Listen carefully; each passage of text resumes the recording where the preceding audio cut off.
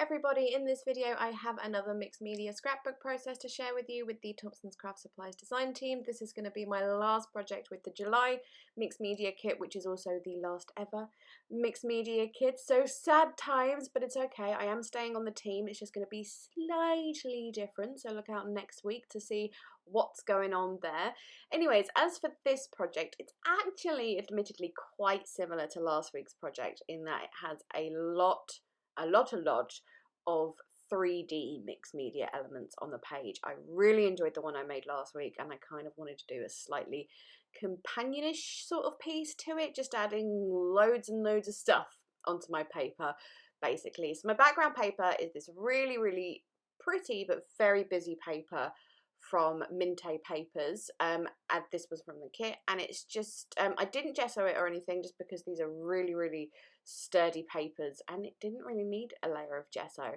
So I started off with some packaging technique in the background, just in one long strip towards the left edge, and that's what I used there. And just getting my little list here, I used Distress Oxide spray in Mermaid Lagoon and Peacock Feathers, and then I also used Heidi Swap in Citron, I think. For some reason I didn't write that down, but I'm pretty sure that's what that green is.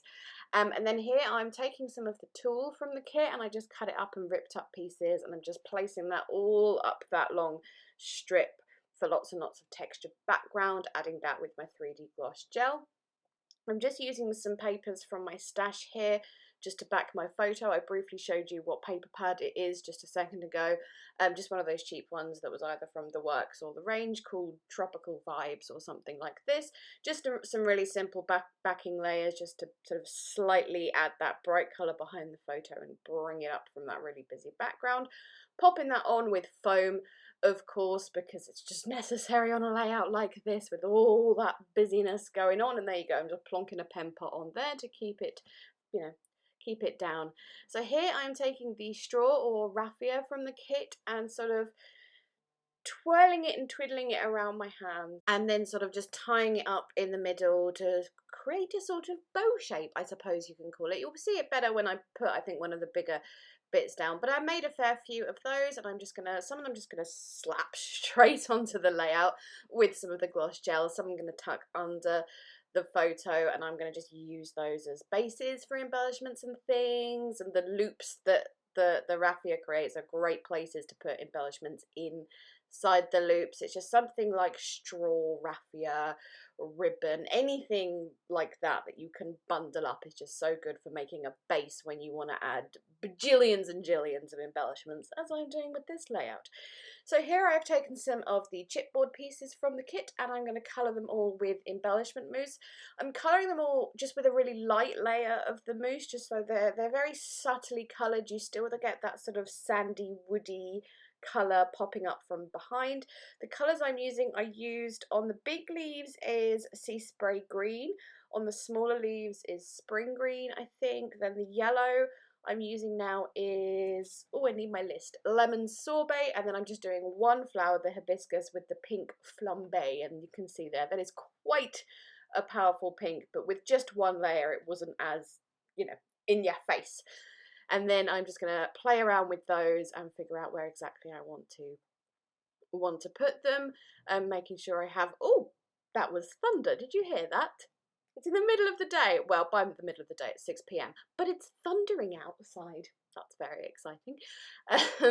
So yes, plopping all of those on with, again, the 3D gloss gel, figuring out where I want everything, some going over the raffia, some going under it, etc, etc. Here I have a fussy cut piece and some other fussy cut bits and pieces from that Minte Papers fussy cutting sheet.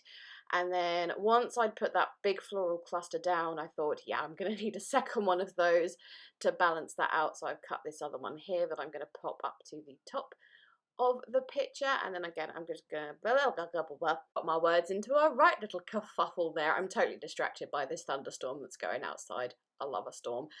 Anyways, so fussy cut pieces on. I'm then gonna I did it again.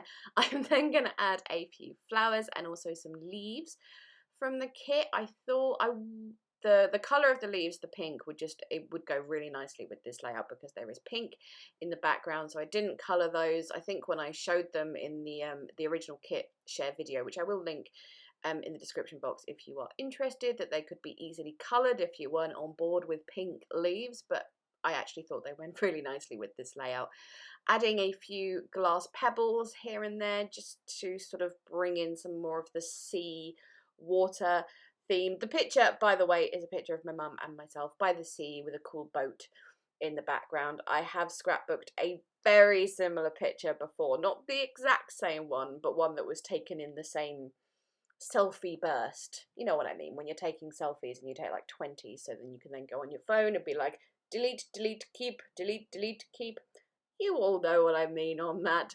Here I am adding some shells because, again, to bring in that sea theme just a little bit more, because it was very floral, I feel, at this stage. There are some fussy cut shells and things, but I think bringing in the actual seashells as well as those glass pebbles just really helped with that. So those are just getting tucked in various places. I also think I put some sort of a mintish colour, minty turquoise, some resin flowers down. Those were some ones that I got in the range, actually, really cheap, but it was a long time ago. But you can often pick things up like that in the range. Here I am putting down some more chipboard pieces, the chipboard words from the kit. So I got sun and sea, and then I didn't like the fact that there were two, so I thought I'd put paradise down as well. So you've got a nice rule of 3 going on. And with those, just like in last week's layout, did I do this in last week's layout? You know, now I can't remember, but I didn't colour them is basically the point I'm making, because I like that natural colour,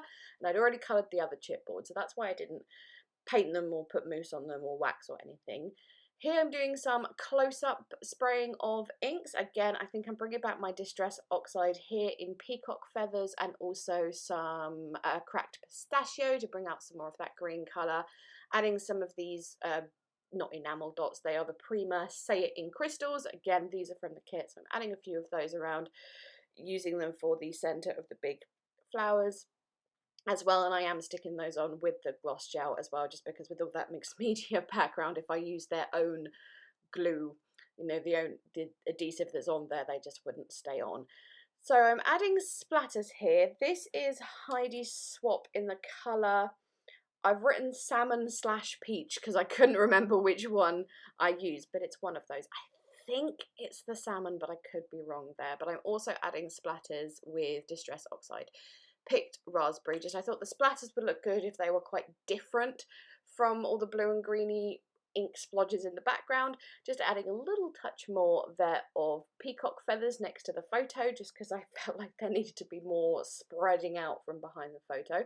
Just scratching off a little paint splatter that landed on my forehead there, and this layout is complete.